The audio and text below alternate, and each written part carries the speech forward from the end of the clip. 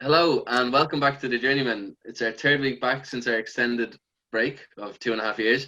Uh, we've got a bumper session today. We have one of the most exciting Premier League weekends in modern memory with the most goals since the turn to a 20-team season. Finch, I don't know what you're doing. I'm And that brings dancing. me I'm to my just happy we're guests.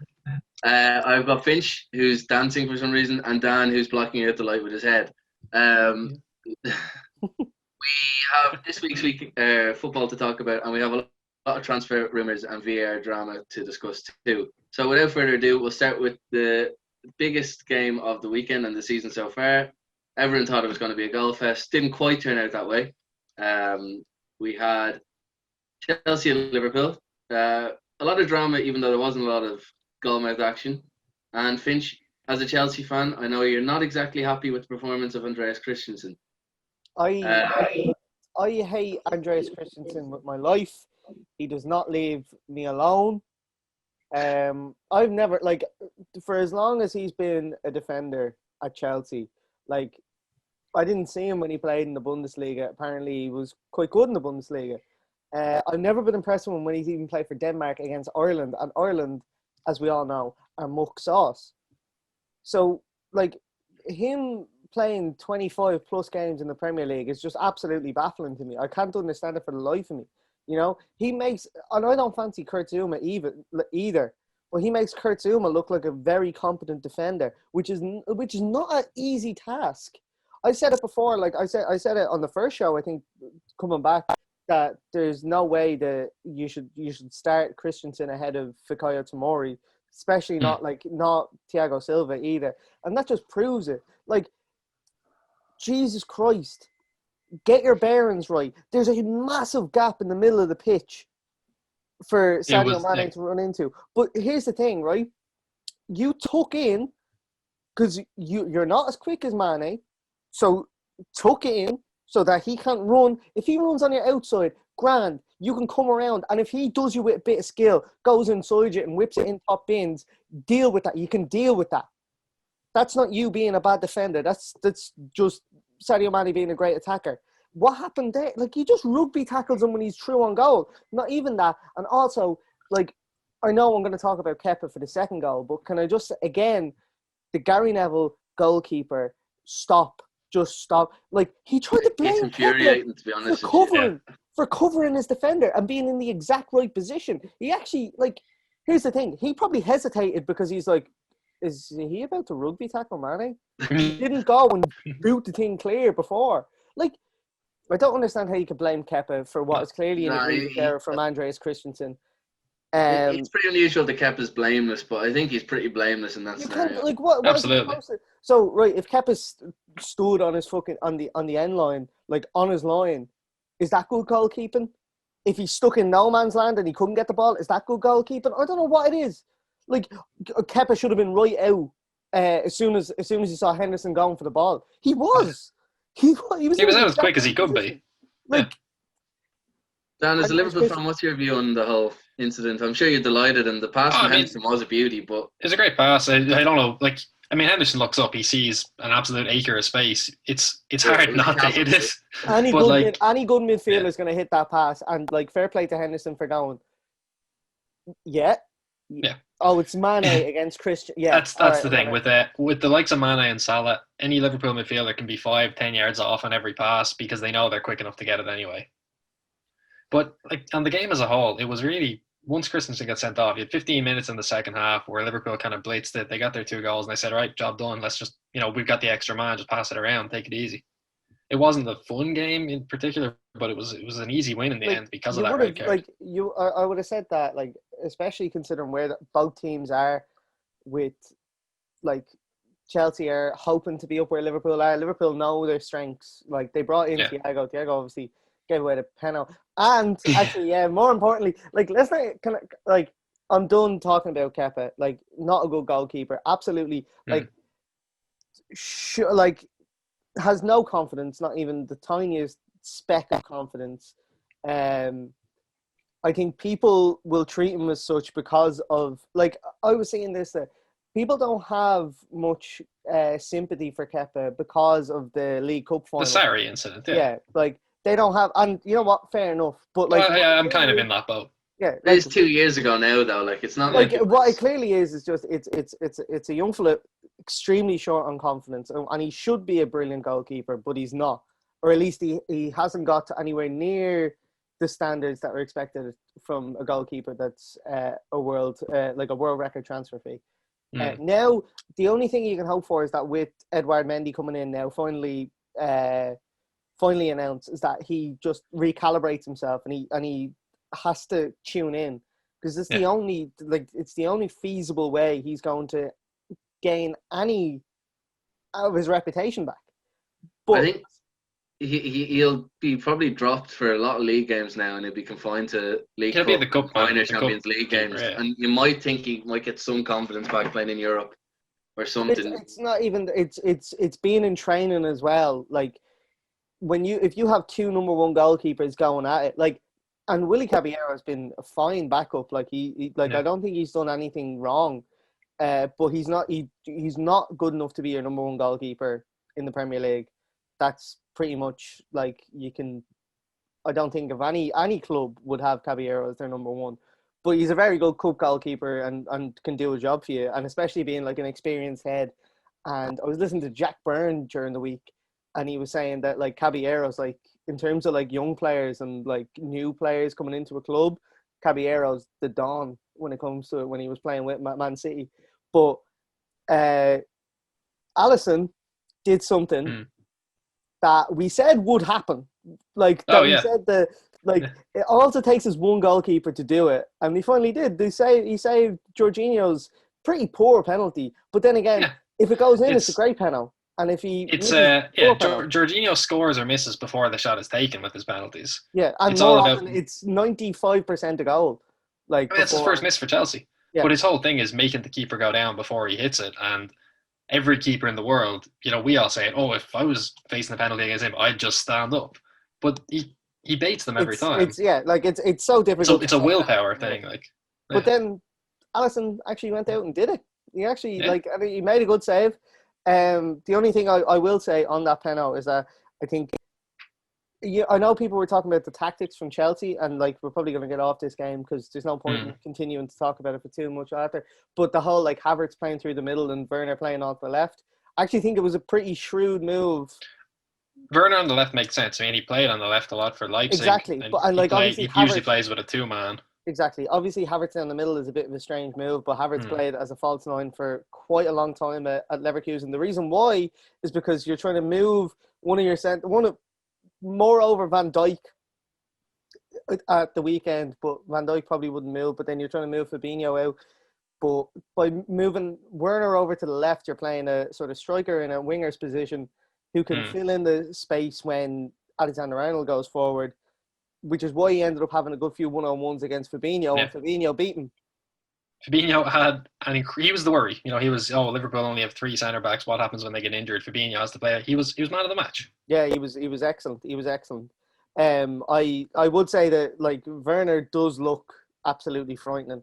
He looks so sharp. I'm glad to have gotten him out of the way once this season at least, because I don't want to see him face Liverpool again. I think Chelsea are going to be a different kettle of fish when, like, I think it's literally a case of as soon as Pulisic comes in, those two together, it's going to be scary. That's frightening. I'm not convinced by Chelsea at all, to be honest. I really don't see Lampard as the man to bring that group together. Obviously, they've got massive issues at the back. Silva played on Wednesday against Barnsley and looked all right, apart from that one mistake he made. But I just don't think Lampard is, and I'm saying this as a United fan who's looked at Solskjaer for the last 18 months as not the man to bring something together. I just don't think Lampard is the person to do it. There's no real identity when Chelsea play. Like where Liverpool play, you can play with that style every time, but I don't see it with Chelsea, and I do not see it with Lampard. Like I think it's certainly it's an aspect that you would worry about because he is a rookie manager. Like at least Solskjaer had I know it's Norway. Yeah, it's not great experience, but it is experience. And he did manage in the Premier League before, whereas Lampard had one season as Derby manager before coming into Chelsea. I think it is true, but again, 2-3 matches into the season. Yeah, it's too early to judge. They've looked underwhelming so far, but you're going to expect that. Those players for everybody has said that they wouldn't have signed for Chelsea if it wasn't for Lampard, which is very strange. That doesn't But make any sense. no, as in that As they say it, yeah. he was the one that sold the club to them. Yeah. So, like, they were like Granovskaya was sorting out moves with agents and clubs. Lampard rang them, sold the club to them. Like Havertz was Real. He was Real. He could have gone anywhere. Yeah, like he could have went anywhere, you know. And obviously Werner was Liverpool for ages, and then Lampard sold the club to him, and he was like, "Yeah, actually Chelsea not too bad," you know. Yeah. But again, that's all well and good for bringing lads in, but then when you need to go actually coaching them. You know, anyway, they won't be judged until at least 15, 20 games into the season. Exactly. And I think they're, like, judging by the club who finished third last season, I think they still I don't think they're looking too far ahead of themselves or over their shoulder, because United were wogus. Yeah, it's a good segue. It was absolutely diabolical for 90 minutes. They scored, but they didn't do anything to score. As a lucky deflection. Even when United scored, it never felt like they were back in the game. No, obviously, might as well talk about it now. The penalty, the whole incident. It was wrong. It was a wrong call, terrible call. But under the new rules, it's probably right. But the new rules are so mind-bogglingly stupid. That penalty is stupid. I don't understand how you can look. I know new rules, right? Common sense has to come into football, and I don't know, when are they going to be like, actually, you know what? How could he move his arm out of the way? The chap is running back. He's literally swinging his arm to run. I don't understand. It's not like he's trying to mouth in a. He's not even trying to block the shot or anything, because there's no pullback on the shot. He literally just flicks the ball into his arm. Exactly. And it's gone so harmlessly wide as well. That shot, there's nothing about that was ever. It's intentional. The first time I got really annoyed about it, and obviously United fans loved it when it happened, was the Kimpembe handball, the PSG handball. Whereas that was the first time when this rule was kind of showcased in a greater light, and I was like, it's just not a penalty in a million years. Not a penalty. That shot from, I can't remember who took the shot. I think it was Ayew. Yeah. Yeah. Oh no, as in from the Champions League game. Gallo. Yeah. And that's going about 50 miles over the bar. Kimpembe has his arm up, nowhere, not trying to block it. The Robin Koch incident is different because he was stuck out. My stance. I still think it was harsh, but he's also Robin Koch also isn't in a running motion. Exactly, where he's Lindelof was. I think the worst of the weekend was Matt Doherty's one against Southampton. But going back to United, then you obviously have the second incident. About 2 minutes later, they go back to the monitor. Game's been going on for about a minute and a half at this stage, and they look at De Gea's feet on the line or not. And I could understand if it was like Jersey Dudek in Istanbul, where he's literally a yard off the line. I can understand, but when it's I hate this rule in general. It's so hard to dive when you're standing still. It is you've got to adapt now. Goalkeepers have to adapt. So there is that stand a yard behind the line. Behind the line, yeah. And then just have your foot on it, so that you're going, because that's the natural motion, is to jump forward, and then dive out. If you're just jumping sideways, it's basically impossible to get exactly. Alisson jumped forward, but always had that but one leg. But he kept the foot back. Yeah. But also, he was saving a slow penalty. It's not like it was being smacked into the corner. Yeah, it wasn't like Ayers either, but he didn't know that Ayers was going to be that bad. Yeah, I from a mile away knew he was going to miss. But the advantage that De Gea got from doing that is so minuscule. You're talking a couple of centimeters, and straight away I thought of that Ireland under-17 penalty shootout against Jimmy Holland. Corcoran. Oh my god! Yeah, I don't even want to think about that. It's a ridiculous rule when you're talking inches and millimeters. If it's obvious, but here's the thing, that one again, and it still annoys me. Is how can you give someone a yellow card for? I know, it's not anything intentional. It's just a mental thing that you just. And it's also just the motion that you're in as a goalkeeper. I just don't know. And to be honest, I wasn't going back to the United game. As a United fan, I wasn't happy to see them change the penalty taker. Like they've That already shouldn't have missed. been They get. allowed either. That shouldn't have been allowed I either. think like, if you miss the penalty and they let you retake it on a small technicality like that, surely you should have to let the same lad take it again. Yeah, Like that it's should just be. getting an advantage of a Yeah, new penalty taker. there's no way that Zaha should have been allowed to take it. But I like feel like there's like almost no contingency for that in the rule book. Like But the there referee isn't, who but was there asked should be. genuinely Yeah. wouldn't know. Yeah. But there But- should be. getting away from the penalty because it provides United with an unnecessary and an unwarranted excuse because they were absolutely awful. And Brutal. Gary Neville kept talking like, oh, it's obviously this week behind thing, which was No. proved to be wrong on Monday night when City played and looked And City absolutely looked unbelievably brilliant, sharp like. for the Yeah, they look perfect. Yeah. like City were so sharp for 45. They weren't sharp after halftime, but until But they got halftime it back they then, were. and then they kind of did. They sort of weathered the storm, and they looked. Yeah, well, like, are they looked we going grand. United or are we going to the City game? I just like, but on the United thing about being a week behind, Yeah. like that's bullshit. Yeah, it's But bad also like excuse. Palace just looked. They knew exactly how, like as you expect from Roy Hodgson, just sets up his team, knows exactly how to play against opposition, and then just Yeah. destroyed them. And like They're so quick.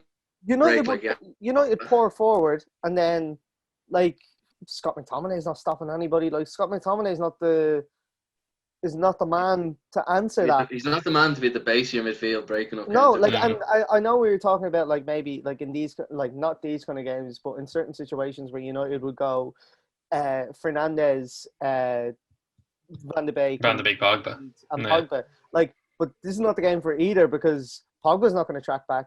Like By the Fernandes, way, Pogba had a terrible game. Yeah, he was Pogba- awful. Like one of his worst. Fernandes was anonymous going forward, but to his credit, he was by far United's best midfielder and But get this is what back. Yeah. And But this is what I mean. Like Fernandes will track back, but the problem is that Fernandes has to pick up, like, has to be in the holes around the box.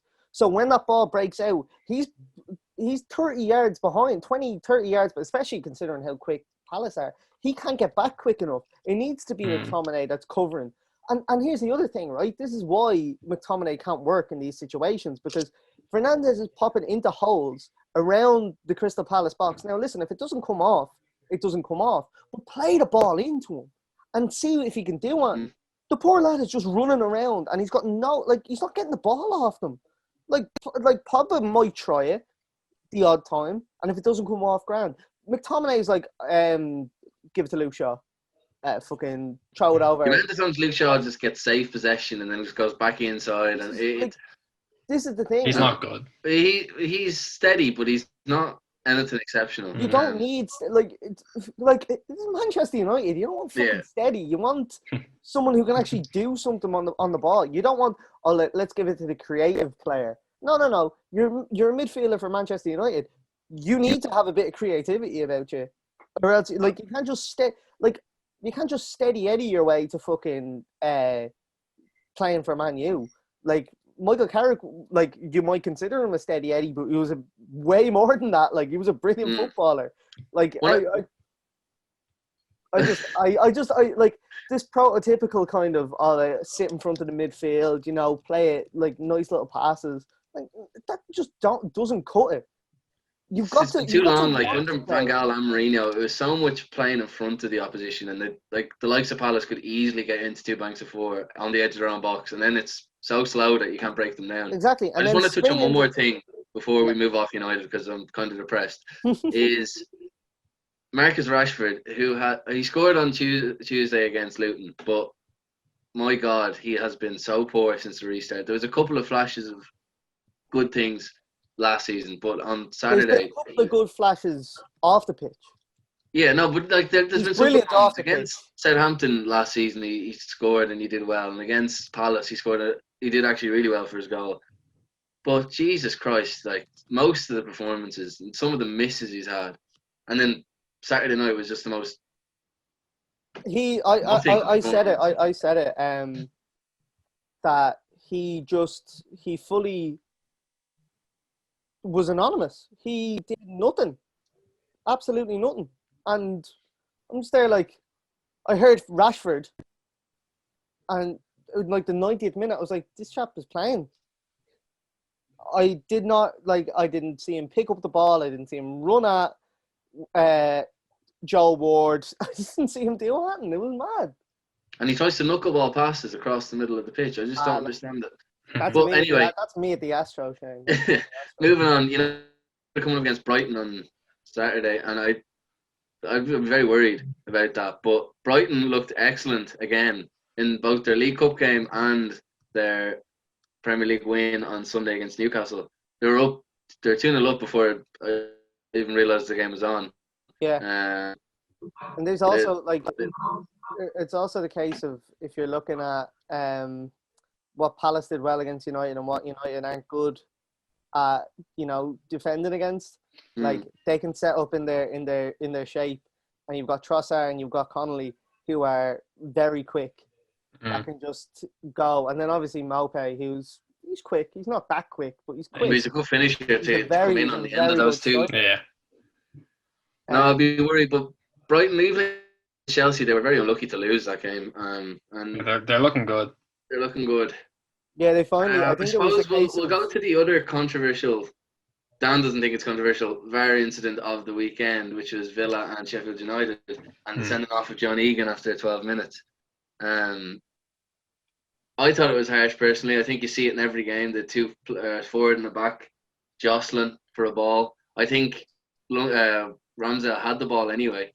But I'll let Dan and Finch take it away on what their thoughts were on John Egan's red card. Well, if Ramsdale had the ball anyway, then what's Egan doing? Why would he pull him down? As well? He's eyeing for an advantage. He knows what he's doing. He's being clever and he's being. Yeah, but so is John Egan. But if Egan knows his keeper has it, he has to know better than to grab him. Just let him go if the keeper has it. But if the keeper has it, it's not a goal scoring opportunity in the sense that Mane's one was. I think a yellow card would have been fair, and I just think you see that so many times, and I'd be shocked if we see another red card for that again this season.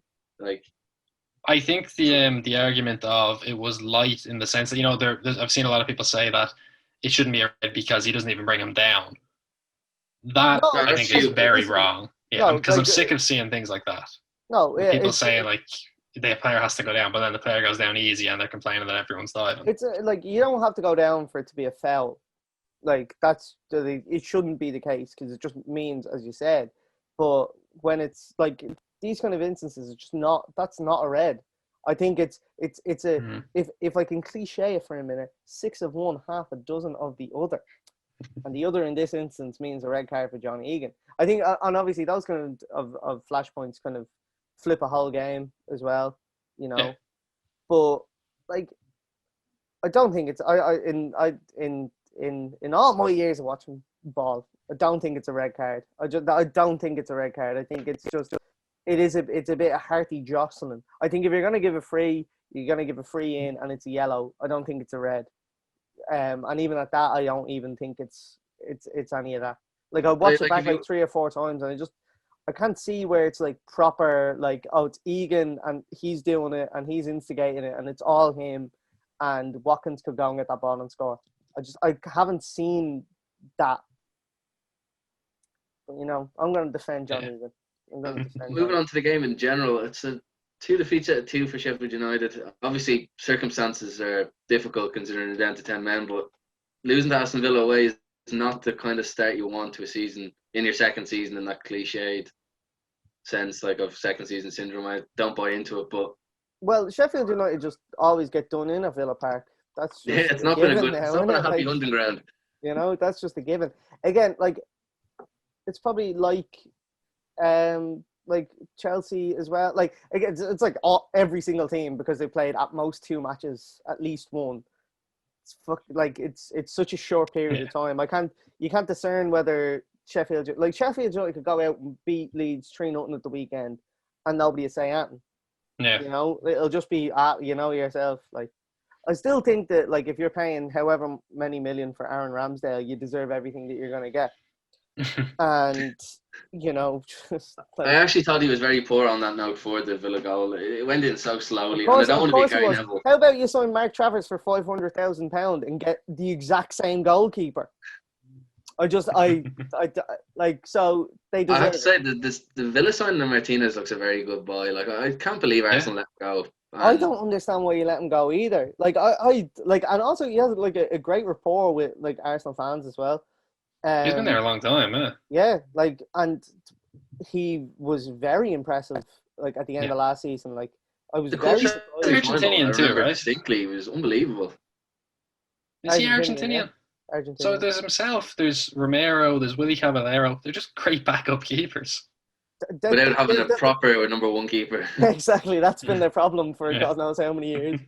Since the days of German Lux, Roberto Abondanzaneri. I'm thinking of my classic goalkeepers. Who's the Carlos Roa from the '98 World Cup? He thought that Carlos Roa thought that the world was going to end in 2000, so he ripped up his contract at Mallorca and joined the cult. There you go.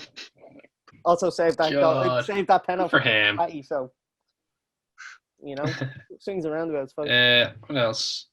Leeds We got and Fulham, boys. talk Leeds about and Youngman's Fulham. son. No, I'm talking Leeds and Fulham first. I'm talking Leeds. So Leeds are now 7 goals scored and 7 goals against in 2 games. It's pretty impressive, to be honest. I knew that they were going to be box office this season, and everyone I talked to about Leeds, like Leeds fans, were like, "We're good defensively. It's going forward where we struggle." Like, sure about that? Are you sure about that? They were terrible. I just no like one to point expected out that Pat Bamford. Yeah, you hammered Bamford in the opening in our return 2 weeks ago, and now he scored twice in 2 games. Done really well, to be fair to him. Right. Like, name the amount of strikers that have scored 2 in 2 games that have turned out to be shit. You. Me playing for Temple Oak as an 18-year-old. There you go. Right. Just saying. Case closed. If Pat Bamford he took his goal really well. Pat Bamford goes and scores 38 goals this season. Fair play to him. I'll still think he's shit. It's like when David McMillan was playing for Dundalk and scoring 20 goals a season. Did I still think he was shit? Yeah. You know why? Because he's shit. It's just how it is, lads. It's just how it is. But he did take his goal very well. And the 2 Helder Costa goals were absolutely sumptuous, you might say. Magnus. I thought the second one was massively underrated because of how good the first one was. Yeah, the first one. I had a stock on for the first one. Like, it was. I love those goals. But and there's another thing as well. Like Fulham were they weren't bad. Like, they look okay. You know, it's like you were saying about when they were playing against Arsenal. It's like they look really good, and then they conceded. It's like this time it was they look good, but they conceded 4. Yeah, Fulham, bit concerning to have conceded 7 goals, but even more concerning for West Brom, who've conceded 8. They went down 5-2 at Goodison Park on Saturday morning or afternoon. They lost their heads. If it's that early on a Saturday, even though it's in the afternoon, it's the morning. That's a little bit of insight from me to you there, Shamob. You can use that. Yeah, it's they lost their heads. West Brom did. Yeah. I don't know what Kieran Gibbs was doing. But all I know is that he'd do it again. I don't understand what he'd do again, though. Like, petulantly slap someone in the face that doesn't cause any pain at all and get sent off for no reason again. Like, according to James, it caused a lot of pain. Oh yeah, obviously he was crap the way he went down. You gotta milk it. You have to do sell it. I don't You blame gotta sell it to him. I'm not gonna blame him at all. Unless you're Ollie Watkins. If he was stupid enough to put his hand in his face when there's VAR in play, surely he deserves to be sent off anyway, no matter what way he reacts. And I absolutely loved how Seamus Coleman reacted. It was just that's a captain's response. That's a captain's response. Like, I loved it. Like, and again, it's like week 2 of Seamus Coleman revisionism, because even more and more, it's like, that's why you should start ahead of Matt Doherty. Yeah. Like again, like you absolutely shouldn't, but you want to say it. Well, like, and to be honest, like, again, it's not like Seamus Coleman shouldn't start for Ireland. It's just that, like, 2 of our best players playing the exact same position. I think he should start for Ireland in a back 3. But everything is just so fun. Like, I was hoping that this would happen when Ancelotti took over, whereby they would they would score goals, obviously, which is of utmost importance, of course. They could be as solid as they could hope for defensively. Like, when you're playing Michael Keane, Yerry Mina, like, as your centre halves, you're not gonna be shutting out defenses. Like, you're not gonna be shutting out Especially teams. ahead of Jordan Pickford. Yeah. Like, and I not like, and again, like just on that League Cup match yesterday against Fleetwood, Oh, it was beautiful. the man is like, listen, Kepa He's is a very bad, angry yeah. man. He's a very, very angry man. He's And we're very small, like his arms are tiny, like his he's arms like are. a T-Rex trying to save a ball. It's He's not a honestly, joke. He's got small hands. What's the goalie doing, Tom? What's the goalie He doing? was obviously it was Kepa like for the first goal yesterday. We just passed it out to a Fleetwood player, but the second goal was so bad. It was How he just tried, so like, awful, so bad. It Mm. genuinely amazes me how he could be England's number one when Nick Pope exists and is real. yeah, You can touch it. when there are people with arms that existed, it's difficult to imagine how Arms he's that there. are proportional to their body. Yeah. But he's the one, like him and the two centre halves, I'd say, the 2 weak spots. Like, I mean, Everton have been involved in 14 goals in their last 2 games against West Brom and Fleetwood. I think that speaks volumes. Yeah, exactly. But boy, are they entertaining. And again, like some Dominic Calvert-Lewin revisionism, I don't think he's that good, but he's playing in a team whereby he's showing how good he can be, which is very good. I think he rivaled Look, Dirk Kuyt's hat-trick against United in terms of distance. for the shortest distance. It was ridiculously short to goal. He also still put a lot more work in than Dirk Kuyt did. Yeah. Kuyt's were all, I'm pretty sure they were all either rebounds or like, it was basically just Suarez did all the work. It wasn't exactly the hardest hat-trick anyone's ever scored. Yeah, I mean, Nani gave him the ball. Oh yeah, he headed it back the way. That was a tough one. Anyway, but, going away from a game that happened 9 years ago to modern day football. West Brom are in serious trouble, I think. I don't think I see any hope for them staying up on their 2 performances so far. I mean, they're all right for 45 minutes on Saturday, and then they imploded. Thanks to Kieran Gibbs. They're going to need. I just don't rate them. They're going to need a huge performance against, and again, like I know, like you can augur as much as you like from the first 2 games. They go out and they go 2-0 up against Chelsea. People like say Chelsea are in absolute crisis. West Brom have the credentials to stay up, or whatever it is. Like if you swap it around, Chelsea are beating them 3-0 at half time. Then people are going to be like, "All right, West Brom are absolutely dust." Like, I would like I'd be like West Brom certainly of the promoted teams just look dire in every aspect. Like they can't defend. They have got decent attacking players, you know. But are they going to be enough to keep them up in the Premier League? Like Diangana's, like he looks to be a player, like so, and Matthias Pereira as well. But then your other marquee signing is Callum Robinson, and like I like Callum Robinson, but I don't think he's going to keep you up in the Premier League. You know, I don't think he's a 15-goal striker that's going to be the difference between 30 points and 40 points. I think you need a 10-goal striker. You don't even need a 15-goal striker. You just need a fella that score in 10 different matches to maybe change the game. And you also need a defence that can keep lads out. And I don't see where it's coming from. Whatever way they're setting themselves up, it just looks like they're going to concede like time and time again. You know, you concede 5 against Everton, conceded 3 at home to Leicester. If Chelsea are on song, like you know, it's Werner and Havertz got a hat-trick like during the week. I know it's only against Barnsley, but he was there. But it'll get his confidence up. Tammy Abraham looked on it, like he looked pissed that off. Step over for Why Havertz did he goal. turn into Prime Iniesta? Like where did that happen? Like, pissed off. Like I wouldn't want to see Tammy. And listen, he can score goals, but like if he's getting that link up play like that, like he's doing Giroud things to me. But like he had a hand in all of Havertz's goals. I know he didn't directly assist the first one, but his dummy was. Oh no, he like that should be an assist. Like he should be getting yeah.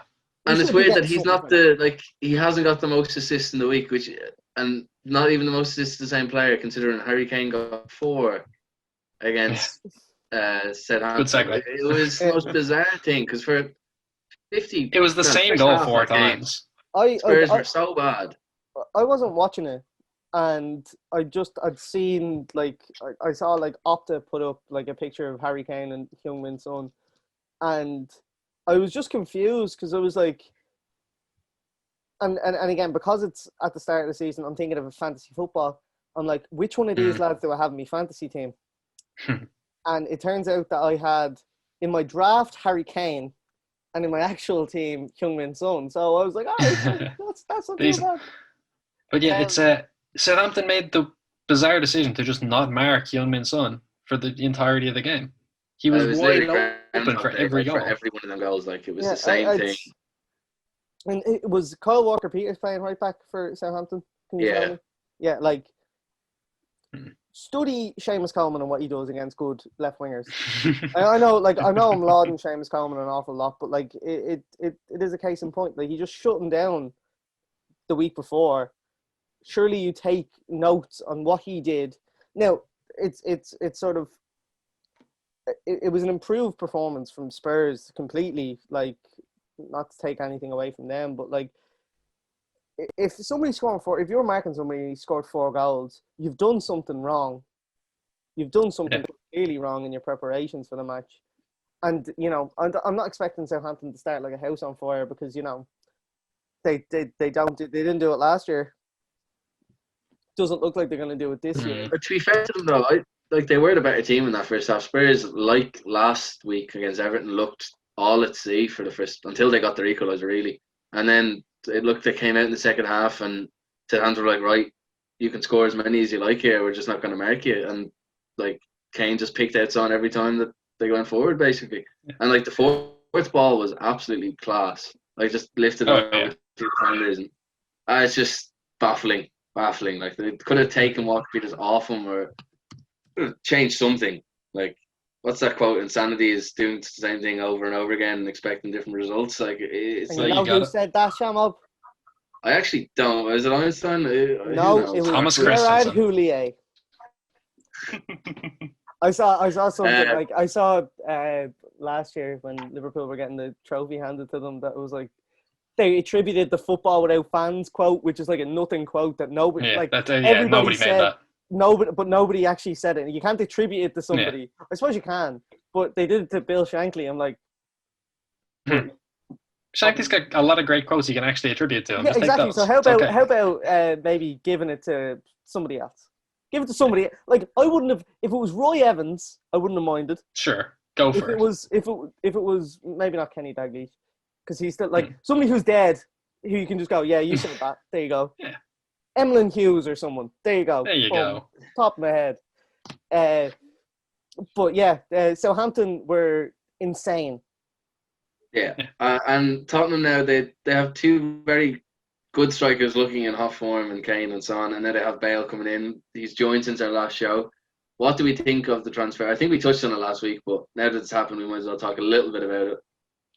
There's 2 distinct camps of thinking when it comes to the Bale transfer. It's like it's either he's past it or he's going to change Spurs completely. There's no in between. I think the answer is somewhere in between. It's in between. It's how I feel about it. It's like he's going to come in and he's going to be buoyed. He's going to be excited to be back, and like he's going to enjoy playing his football. Hopefully, like it's Mourinho, so I don't know. Like I don't think he's a Mourinho type player. Like, just you know, like look what he did to Eden Hazard, and I don't think Mourinho type, obviously a completely different style of player. And Mourinho type player is it's a pretty arbitrary thing to say because like let's be. I know Hazard completely defaulted on Mourinho in that the third season, where he just didn't play for him. Like, and a lot of players didn't play for Mourinho, but he was PFA Player of the Season the year they won the league. You know, under Mourinho. And then Mourinho kind of shit the bed with him a bit. But and this is like, what I mean. Right, like, it's not like Hazard just completely didn't play for him at all, and he wasn't the player that he was. It's not like Bale under Zidane, and even Bale under Zidane scored bleeding overhead kicks in Champions League finals. Like, it's not like he did fuck all. Like, so I think it's somewhere in between. I'm very unsure. He's 31. He's not as quick as he was when he was at Tottenham the last time. And he won't. And if he is, not it won't being last as quick, long. still him quick, like still quick by anybody's he's still a beast. beast. And an athlete, I think he's completely changed. Like, he's not the same player. The scrawny lad that was at Spurs when he moved to Real. Like, he's a big hulking young out fella now. He's not young fella anymore, now fella. Sorry, I'm Dundalk are playing against Sheriff, and it's in the penalties. Is it on the penalties? How's it going? On the penalties. I'm Ah, half going between like looking. It's 1-0 to Dundalk on penalties now. Kolovic hit it, but the chat is brilliant. Somebody just told them to bring on Samantha Mumba.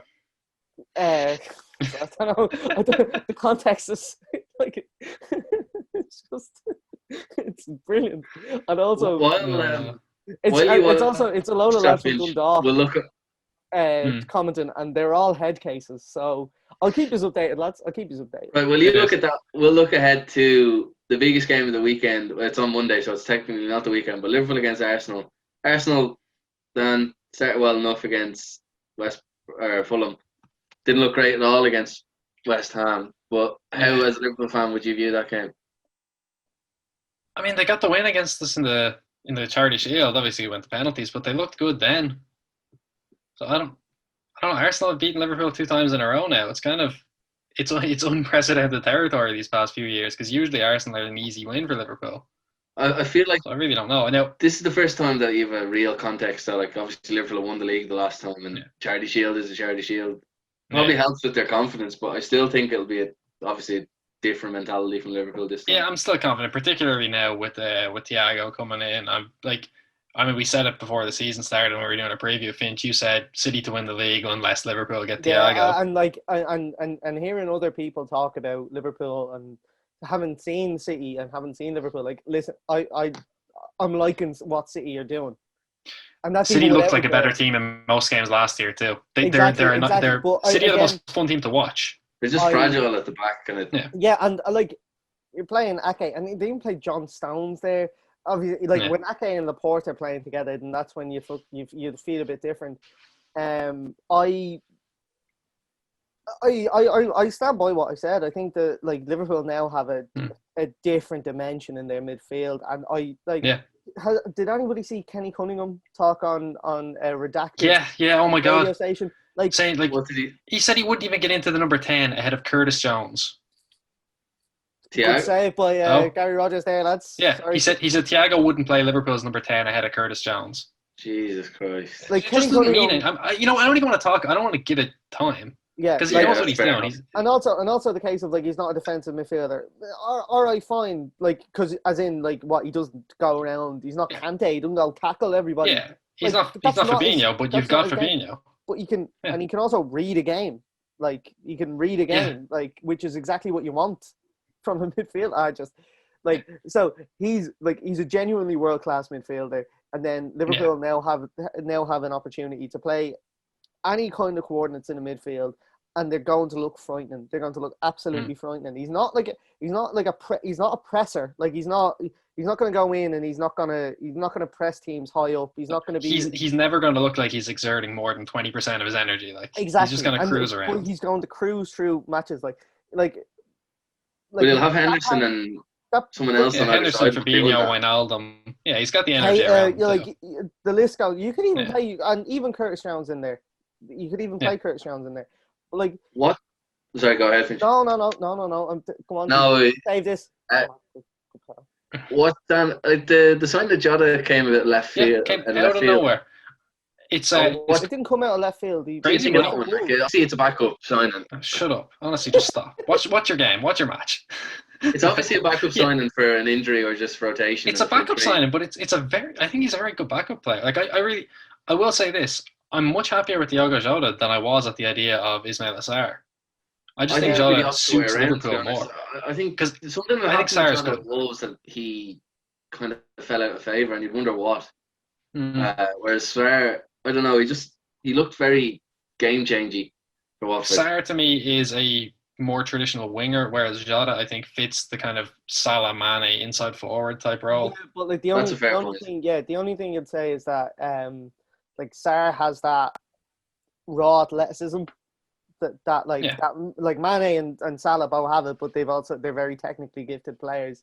Whereas Jota has the technical ability, but doesn't have the pace. He's not. Yeah, you can't learn pace. Exactly, which is the only thing you'd say. Now, then again, you could play Jota anywhere. You can play central. And you can play him as a 10 if you like. It's a great sign, and also like Like- Hoover was a make weight. Yeah, like he went the other way for what 9 up to 13 mil, and that's a crazy inflated price too. So that kind of makes you He's not understand even why Jota English. was 41. Yeah.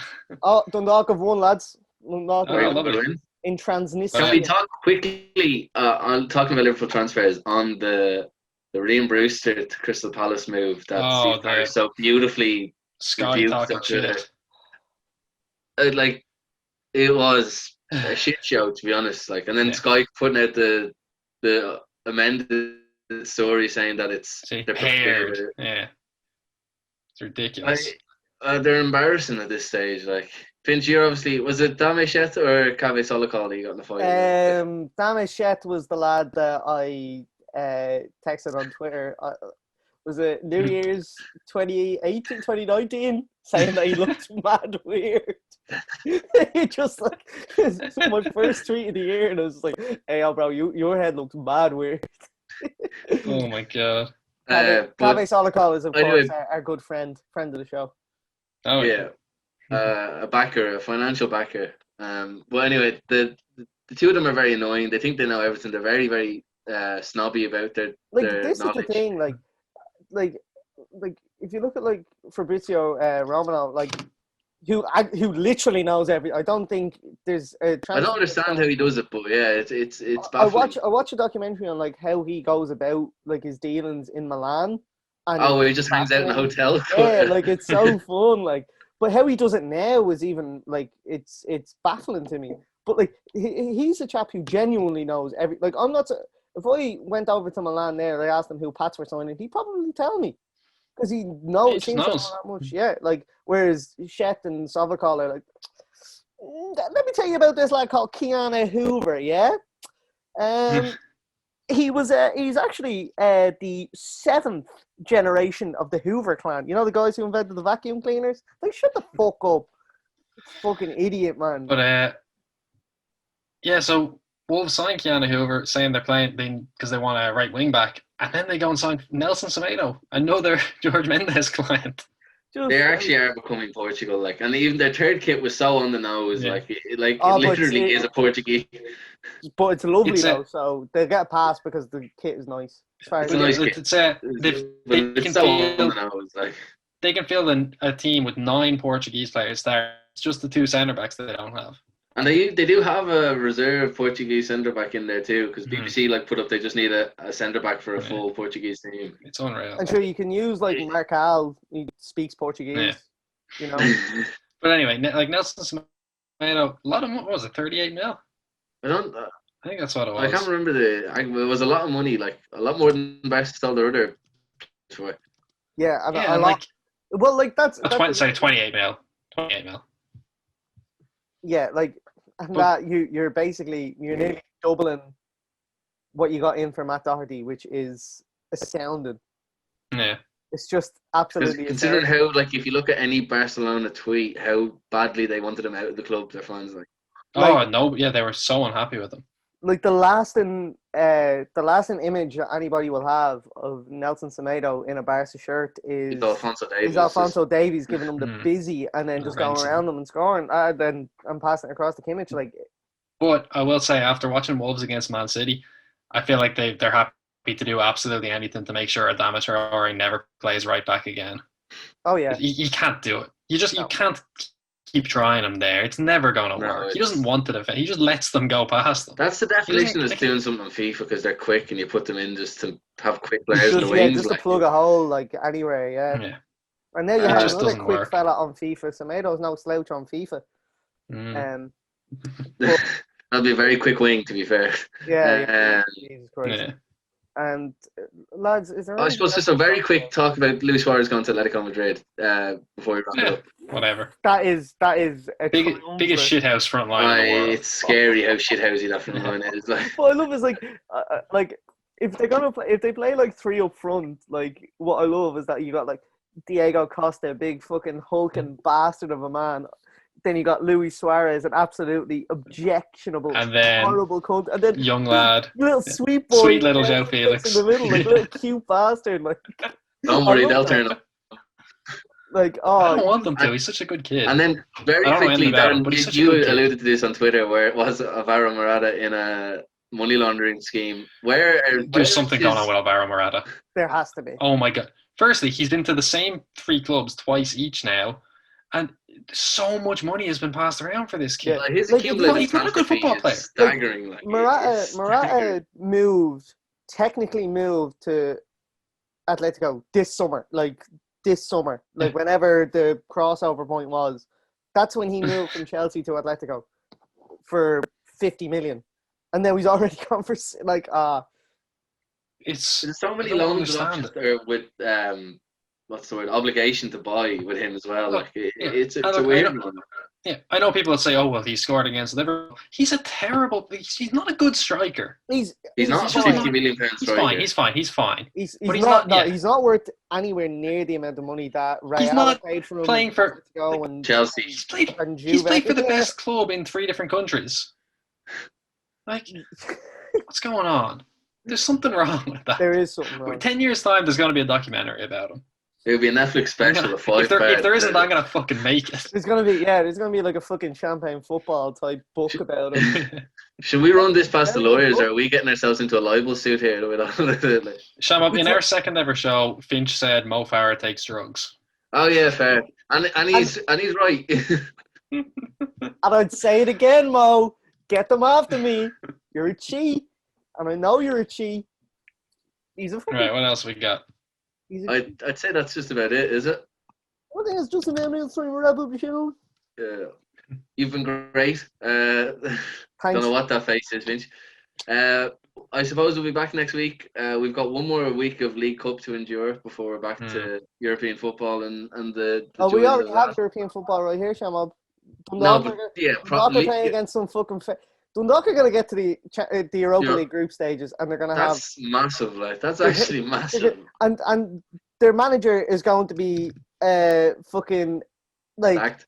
It's just don't The third club in League of Ireland history to qualify for the group stages of Europa League, and they are showing. Their manager's CV reads like mine. Like, it's fucking mad. If the game actually ended now, we could talk about the Super Cup result, but it's a draw going into extra time now, so Very good. Very exciting. too bad. We'll fill you in on that next week when we return. Also, Stay actually, away. they have fans at the game. Yeah, Really? there's like a few Yeah. fans in there, yeah. It's like 20% full. But they still pipe it in crowd noise. But That's it's weird. of all games to do this, 2 different countries going to a third country, and you're allowing fans into that one. Like, I think it's in Hungary. I'm not certain though. Hungary does sound right. But Hungary, could yeah, be but just Hungary seems grasping to be us like for that. the place that is being used as like a Puskas Arena, tertiary- Budapest. Yeah, it's being used as like the tertiary sort of location because they must have sorted out coronavirus in Hungary. Because Dundalk played. Oh, we got an Champions League English game. refereeing team there too right now. Who's it? That's Anthony good. Surely you Taylor. just Anto put the Taylor. Hungarian Is team it in Anto there. Like Taylor? surely there's a Hungarian. What? It is. What? Okay, we're a bit of dead air there. Okay, so we will join back next week after another enthralling week of Premier League football and some heart-stopping moments in the League Cup. We can't wait. And hopefully before Dundalk's massive game. Against Key. How do you spell that? Is it K-I. like Key who played for Swansea? Yeah, like yeah. Like, Okay.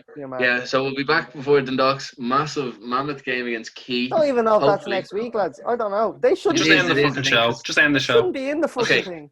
Okay, on that note of absolute uncertainty, Goodbye. we will Bye. we'll leave it there. So, Bye. okie doke.